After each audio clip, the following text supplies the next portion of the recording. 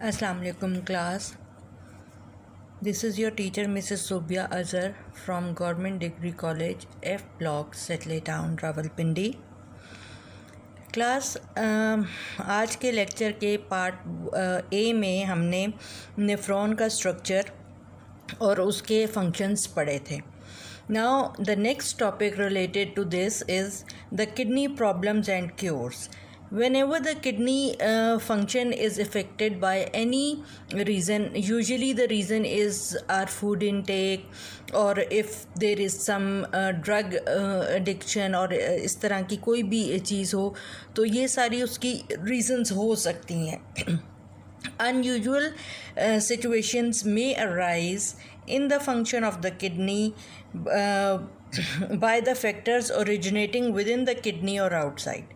यानी आउटसाइड से आपकी अपनी फूड इनटेक और if you have any accident और समथिंग लाइक दैट, और इनसाइड द किडनी भी उसका कोई भी पार्ट अगर फंक्शन नहीं सही करेगा तो उसमें कोई प्रॉब्लम आ जाएंगी. The most common problem which occurs in kidney is the kidney stones. Stones जो हैं these are actually formed by the deposition of salt. If you are taking your salt intake is high, then and that salt, it is kidney is unable to excrete that salt, then it is going to eventually, that salt is going to change into crystals, and these crystals are then called as kidney stones. ठीक है. अब ये जो kidney stones जो बनते हैं, these stones have specific chemical nature. Depending upon किस चीज़ से वो स्टोन बन रहा है, उस चीज़ के मुतल्लिक उसके वो स्टोन का नाम होता है. जैसे and these are formed in the metabolic diseases, जैसे hypercalcaemia, high level of circulatory calcium in the blood. अगर आपके ब्लड में बहुत ज़्यादा कैल्शियम सर्कुलेट कर रहा होगा और वो एब्जॉर्ब नहीं हो रहा, आपकी बॉडी का हिस्सा नहीं बन रहा, तो वो फिर एवेंचुअली डिपॉजिट होकर कैल्शियम के स्टोन्स बना देता है. इसी तरह एक और कंडीशन होती है जिसे हम हाइपर ऑक्सीलेरिया कहते हैं. इसमें higher blood level of oxalates हो जाते हैं. ऑक्सीलेट्स जो हैं ये बहुत ज़्यादा हो जाते हैं और ये फिर जो है वो स्टोन्स की फॉर्म में कन्वर्ट हो जाते हैं. ऑक्सीलेट्स जो हैं वो हम किस फॉर्म में लेते हैं, ये कैसे बनते हैं हमारी बॉडी में? ऑक्सीलेट्स जो हैं ये ज़्यादा ग्रीन वेजिटेबल खाने से और टमाटोज़ खाने से बन जाते हैं. अगर किसी शख्स का इनटेक है ही सिर्फ ग्रीन वेजिटेबल और टमाटोज़ वगैरह, वो मीट वगैरह कुछ नहीं ले रहा, तो जाहिर है फिर उसकी बॉडी में ऑक्सीलेट का जो अमाउंट है वो ज़्यादा हो जाएगा और वो किडनी स्टोन्स में कन्वर्ट हो जाएगा.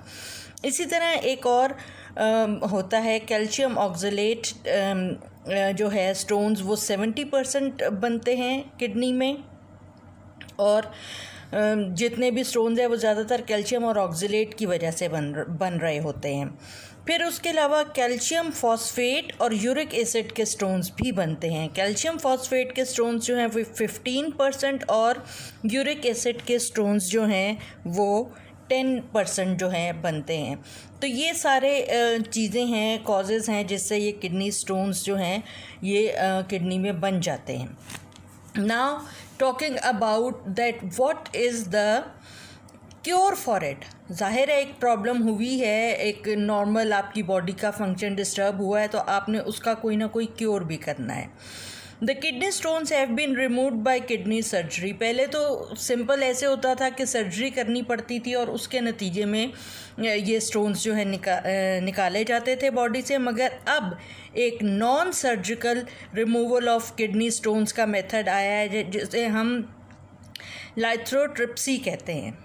लाइथ्रोट्रिप्सी एक ऐसा मेथड है जिसमें कि किडनी स्टोन्स जो हैं वो किडनी से विदाउट एनी सर्जरी निकाल दिए जाते हैं. ठीक है. अब इसके लिए हम ये देखते हैं इसमें होता क्या है कि हाई कंसंट्रेशन ऑफ एक्सरेज और ultrasounds are directed from the machine outside the body to the stone inside. ये जो एक्सरेज और अल्ट्रासाउंड की रेज़ होती हैं, इनको जो है वो बॉडी के उस जगह पर जहाँ वो स्टोन मौजूद होता है वहाँ पर डाला जाता है, और फिर वो स्टोन जो है वो टूट जाता है और बारीक हो जाता है और फिर वो आपके यूरिन के साथ पास आउट हो जाता है। इसी तरह हम अगर कोई स्टोन यूरेटर या गॉल ब्लैडर में भी बनने, उसे भी हम इस लिथोट्रिप्सी के मेथड से निकाल सकते हैं। फिर उसके बाद किडनी की एक और प्रॉब्लम जो होती है, दैट इज़ रीनल फेलियर।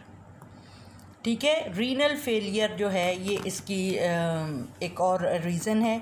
इसमें क्या होता है कि जो ग्लोमेरुलस होता है किडनी का पार्ट, वो पार्ट जो है वो किसी वजह से डिस्ट्रॉय हो जाता है। और आपको पता है कि ग्लोमेरुलस ने ही सारी फिल्ट्रेशन करनी होती है। आपने पढ़ा था कि बाउमन कैप्सूल में ग्लोमेरुलस का नेटवर्क, कैपिलरीज का नेटवर्क होता है और वहीं पर ज़्यादा फिल्ट्रेशन होती है।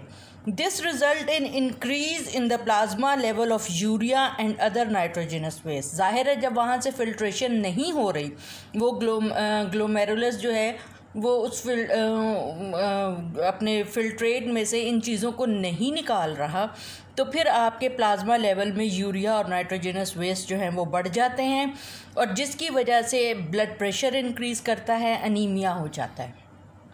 तो ये एक और जो है दूसरा फैक्टर है। एक तो किडनी स्टोन्स प्रॉब्लम है किडनी की, और एक रीनल फेलियर प्रॉब्लम है किडनी की।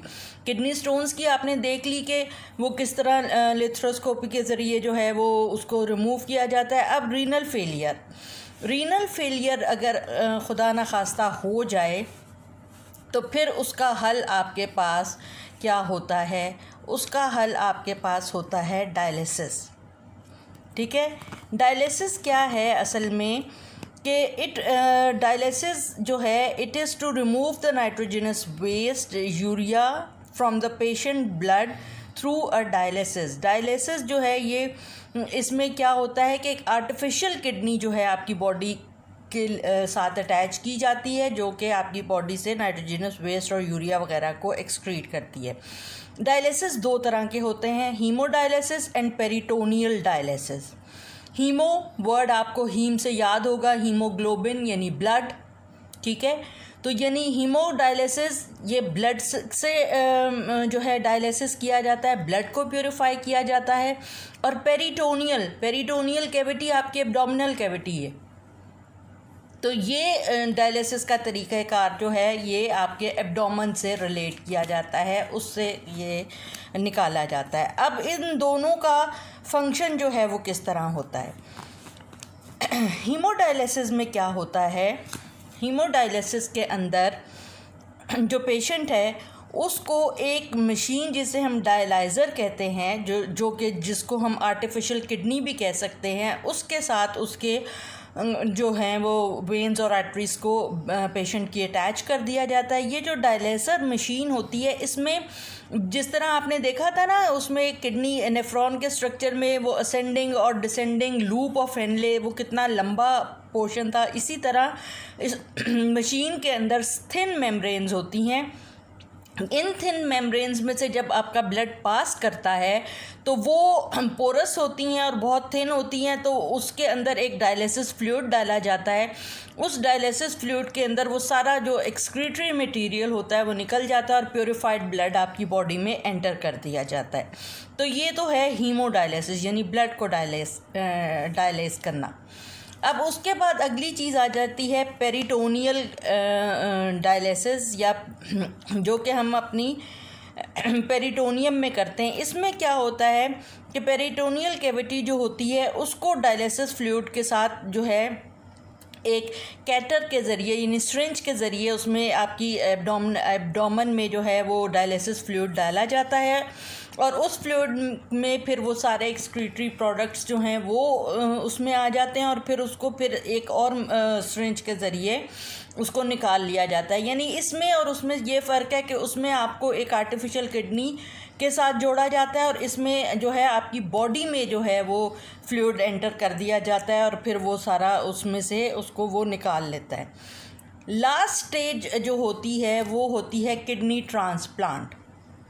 किडनी ट्रांसप्लांट जो है, अगर डायलिसिस जो है ये तो बहुत टेम्प्रेरी सा इशू है, ये आपको वीक में कई दफ़ा करवाना पड़ता है और इट्स क्वाइट पेनफुल, और जो है ज़ाहिर है ये एक टेम्प्रेरी इशू है, ये हल नहीं है मसले का। किडनी तो आपकी ख़राब है।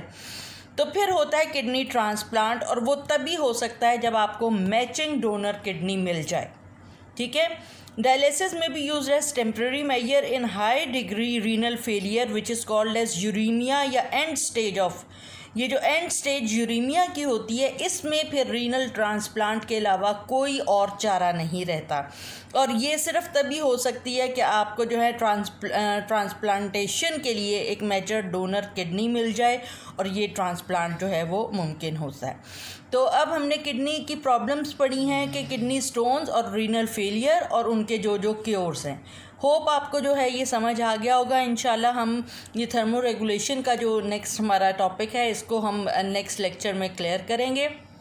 If there is any difficulty, you can ask me in the group, and your task is same, that you are going to make short question answers and MCQs from this topic, and